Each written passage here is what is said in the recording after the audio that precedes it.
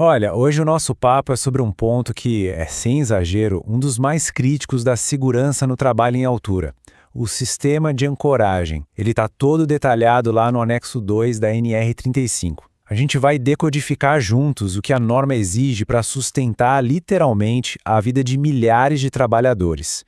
Pode parecer um pouco de drama essa pergunta, né? Mas a verdade é que para quem trabalha em altura, ela faz todo o sentido. A grande diferença entre um dia tranquilo de trabalho e um acidente gravíssimo pode estar justamente na qualidade e na conformidade do ponto onde tudo se prende. Pois é, não é só um fiozinho que garante isso, mas sim todo um sistema, um conjunto robusto que faz essa conexão. O nosso objetivo aqui é entender direitinho o que a norma pede para que esse sistema seja de verdade à prova de falhas. Vamos começar pelo básico, pela definição. Ok? Então, antes de sair falando de instalação, inspeção, projeto, a gente precisa ter certeza que está todo mundo na mesma página. O que a norma realmente chama de sistema de ancoragem, a resposta para isso é o nosso ponto de partida. Olha só que interessante a palavra-chave aqui, conjunto. A norma faz questão de deixar claro que a gente não está falando de um parafuso solto, de um olhar, não. É uma série de peças que trabalham juntas, interligadas. É a integridade de todo esse conjunto que vai garantir que o sistema de proteção individual contra quedas funcione quando precisar.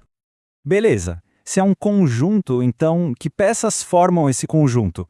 A norma é bem específica sobre isso. Ela define 3 lugares onde um ponto de ancoragem pode ser criado.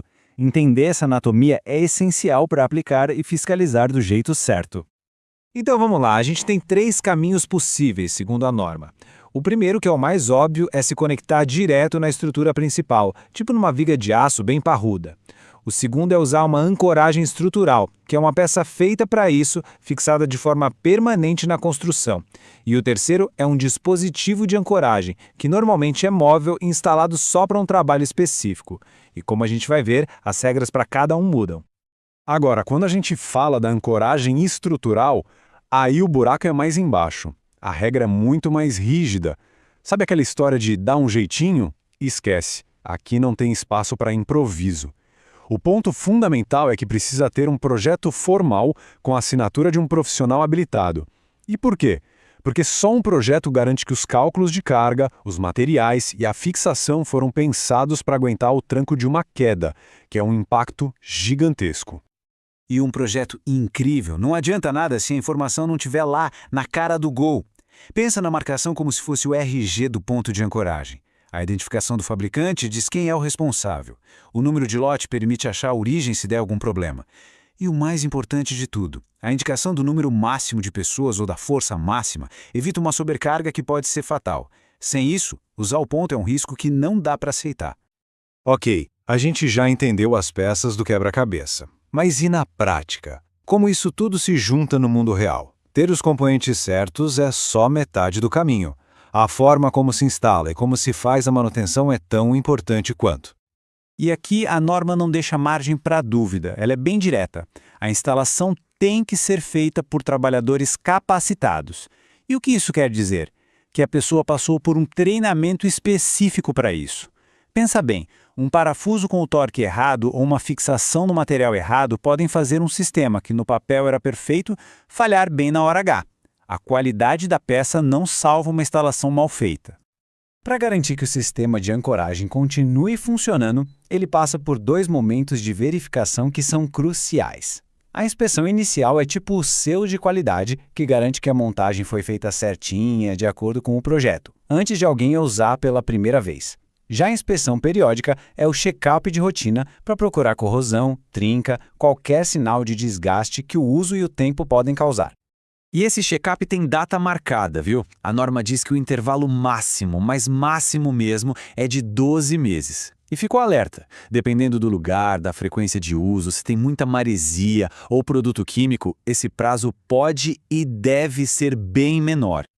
Agora, a gente chega num ponto bem importante da norma que divide as coisas em, digamos, 2 mundos bem diferentes: os sistemas temporários e os permanentes.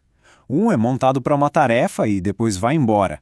O outro faz parte da construção. E as exigências de responsabilidade e de papelada para cada um são bem distintas. Essa tabela aqui deixa a diferença bem clara, né? A responsabilidade vai aumentando. Para um sistema permanente, não tem conversa. Projeto e instalação são responsabilidade de um profissional habilitado, ou seja, um engenheiro com CREA.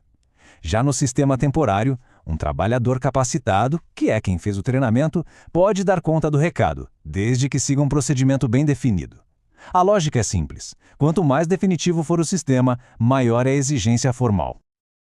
Projeto, procedimento. Muita gente pode achar que é só papelada, só burocracia. Mas não é.